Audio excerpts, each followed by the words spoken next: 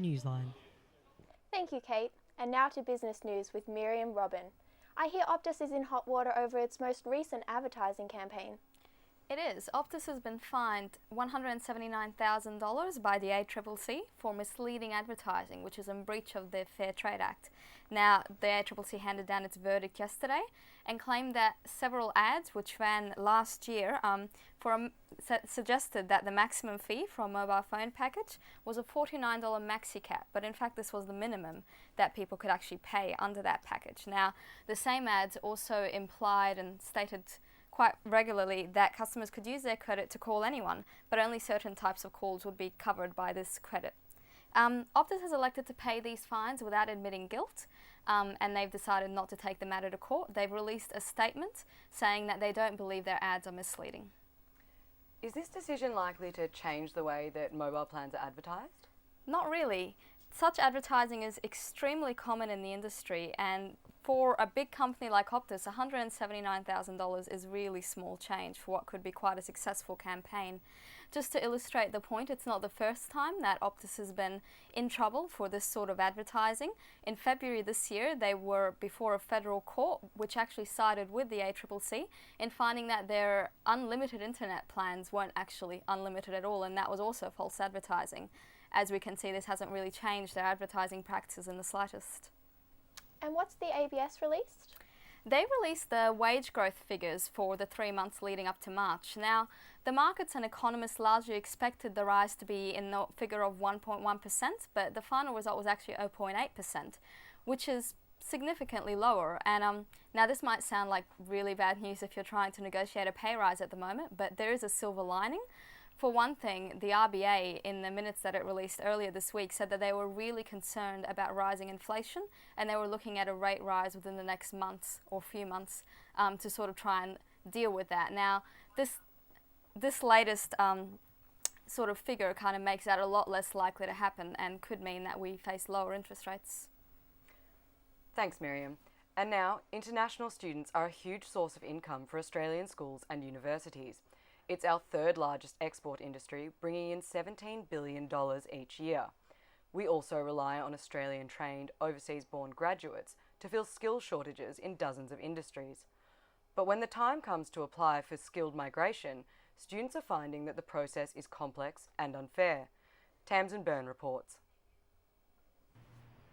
Major changes to our skilled migration system are creating a headache for students and educators.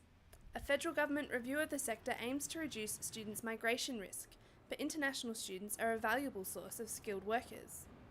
I think it's appropriate to have a link between international education and migration, but it needs to be clear what that link is, and it needs to be transparent. And if rules are changed, they need to be changed with enough notice. In the political debate over immigration, the education sector is portrayed as a backdoor for migration, and students are accused of manipulating the system. Sri Lankan-born Manjula Karunatilaka is the president of the Australian Federation of International Students and is sick of being labelled an opportunist. If there is a process, and there is also a legal process that the government has put in place, then what is so opportunistic about using that process? Students aren't the only losers.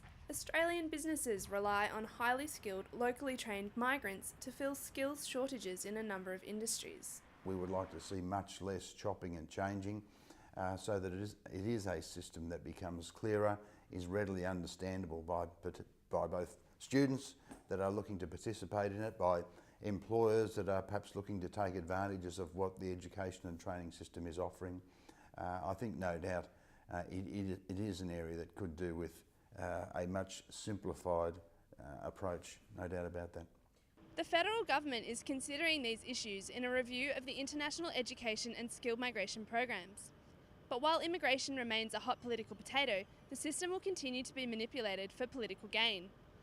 As Stephen Connolly argues, Australians need to understand the benefits of skilled migration. We have approximately 600,000 international students in the country at any one time, and we haven't really educated the Australian community as to what that's all about. It seems Australia still has a lot to learn from international students. Tamsin Byrne, Newsline. Great story, Tamsin, and after the break we look at the commercialisation of street art. plus all the day's sports news.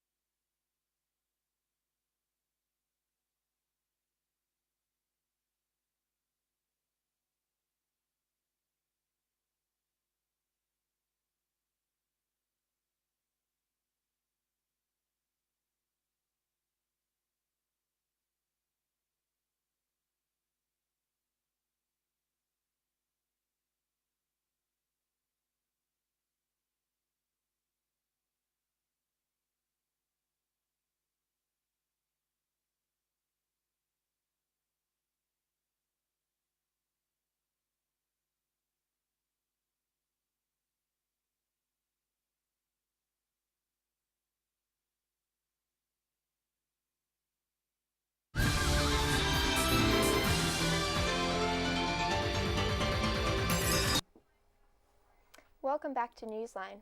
Melbourne street art culture has become world famous with a diverse range of artists emerging from the secrecy of alleyways to widespread recognition.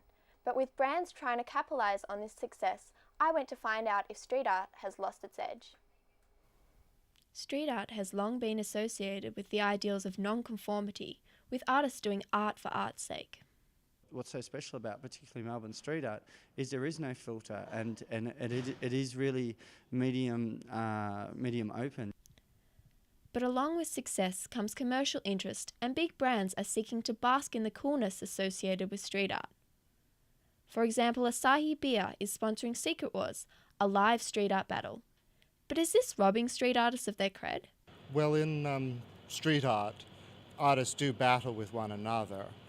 Sometimes just by painting the next section of wall beside the other artist, and sometimes in more formalised context.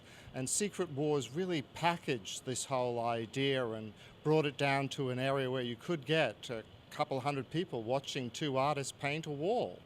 Amazing though that is. You know, there's a lot of ill feeling towards the Secret Wars here around Melbourne because of this reason, and had they come in and done it with decent pay and that, they would have probably had a lot more support. And you know, look, it's clearly someone's making a hell of a lot of cash out of that, but it's certainly not any of the artists. And this is something that we as artists have to be really careful of, because you know, working together and making sure that the snakes, like there's a lot of examples, not just Secret Wars.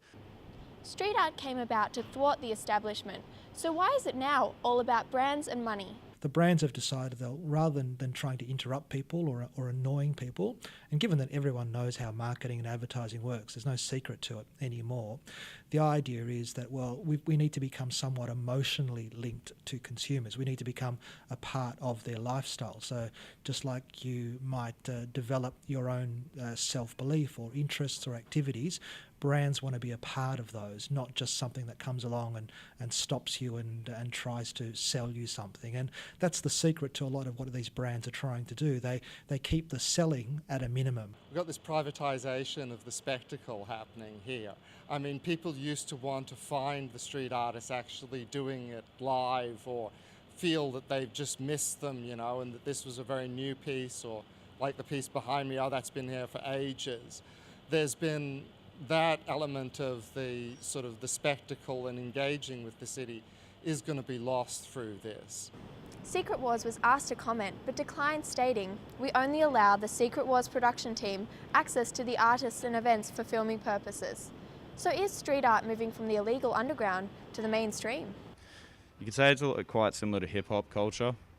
Hip-hop started as a, well, it started in various ways, but there's a strong underground following, and then you've got people like Lil Wayne and stuff who are making terrible music, and it's being regarded as hip-hop, and everybody's saying, oh, you can't hate them because they're making money, blah, blah, blah, but in the process they've destroyed what hip-hop was originally about, and I'd say it's very similar to the graffiti movement. Because the thing is, your street cred is really important. People really want, if you do a big massive commercial mural, you'll get dissed. People just there was an example down in ACDC land where someone did a big massive mural for Chopper Chomps. I'm not mentioning any names, and it's a seductive amount of money, and it's easy to understand why this happens. But it's about choosing your projects carefully, because this within a couple of days had a big massive beautiful piece of a poo drawn straight over the top, and then "sell out" written on the sides. So the challenge for street artists in a commercialised world is not selling out the ideals that underpin their work. Michelle Nick, Newsline. Thanks, Michelle. Now we're joined by Ewan McRae with today's sport. And Ewan, Shane Warne is back in the headlines again. What's his latest controversy? That's right. Well, we love a good Shane Warne headline. He's been fined by the Board of Control for Cricket in India. He's been fined almost $50,000 for abusing the secretary of the Rajasthan Cricket Association, which is the association that he plays for. Now, he came out and he apparently asked for a certain type of pitch for a game on Wednesday, didn't get it, and then he allegedly abused the secretary, Sanjay Dixit, after the game, got pulled up by that. Mr. Dixit was actually asking for him to be banned for a game, which would have ruled him out and ended his career. As it is, he only got the fine, and he will finish his IPL and his cricketing career on Friday against Sachin Tendulkar's Mumbai Indians. So a bit of good news for him there anyway. And looking more locally, I hear the AFL's anti-racism message might not be getting through. That's right. Port Adelaide players Daniel Pearce and Daniel Motlop have both come out recently stating that they were racially vilified during a Sandford game where they were playing earlier this year. Now this comes in the lead up to the AFL's Indigenous round this week. Both the players say that they were surprised by the vilification they were getting.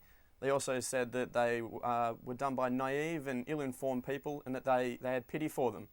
Now, also earlier this year, of course, Lance Franklin, who plays for Hawthorn, was racially vilified down in Launceston during a game against West Coast.